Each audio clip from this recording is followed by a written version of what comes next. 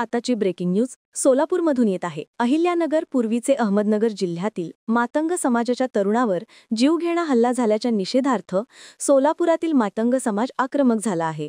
निषेध म्हणून समाजातील कार्यकर्त्यांनी सोलापूर-पुणे राष्ट्रीय महामार्गावर आंदोलन सुरू केले आहे।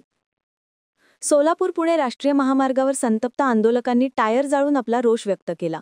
महामार्गावर आगीमुळे धुराचे लोट मोठ्या प्रमाणात पसरले आहेत। या आंदोलनामुळे मागच्या काही वेळेपासून महामार्गावरील वाहतूक पूर्णपणे ठप्प झाली आहे, ज्यामुळे प्रवाशांना मोठ्या अडचणींचा सामना करावा लागत आहे।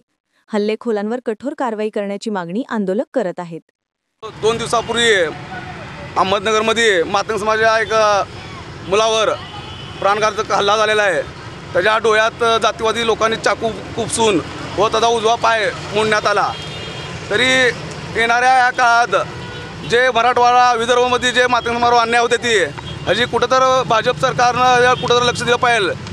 तुमचं एक भाजप सरकारचं एक जातीवादी सरकार आहे हे सर्वांना माहीत आहे, पण या काळात मुख्यमंत्र्यांनी लक्ष द्यावे की सोलापुरात आलं ह्याच्यापुढे याची तर आता तुम्ही ह्या गोष्टी पूर्ण थांबल्या पाहिजे, नाहीतर येणार का आम्ही तुम्हाला सोलापुरात येऊ देणार नाही। जे अन्याय आतापर्यंत आमच्या समाजावर होत होते ते जाऊन वारंवार इथं लातूर असू द्या, उस्मानाबाद या भागात पूर्ण आपल्या समाजावर अन्याय चालू होती। ह्याचं कुठंतर भाजप सरकारनं लक्ष दिलं पाहिजे, नाहीतर आम्ही ह्याच्या पुढे तीव्र आंदोलन करण्यात येईल। अहमदनगर जिल्ह्यातील सोना या गावामध्ये संजय वैरगेकर या तरुणावर जो प्राणघातक आणि जातीय विषमतेतून जो हल्ला झालेला आहे, त्या हल्ल्याचा निषेध करण्यासाठी आम्ही डेमोक्रेटिक पार्टी ऑफ इंडियाच्या वतीने आज सोलापूर-पुणे हायवे या ठिकाणी रस्ता रोको आंदोलन केलेलं आहे। तरी आमची मागणी अशीच आहे की त्या घटनेची CBI-द्वारे चौकशी करण्यात यावी व त्यांच्यावर कठोर आणि कडक कारवाई करून ॲट्रॉसिटी अंतर्गत कारवाई करून त्यांच्यावर जी काही कायद्याच्या चौकटीत बसेल अशी कारवाई करून त्यांना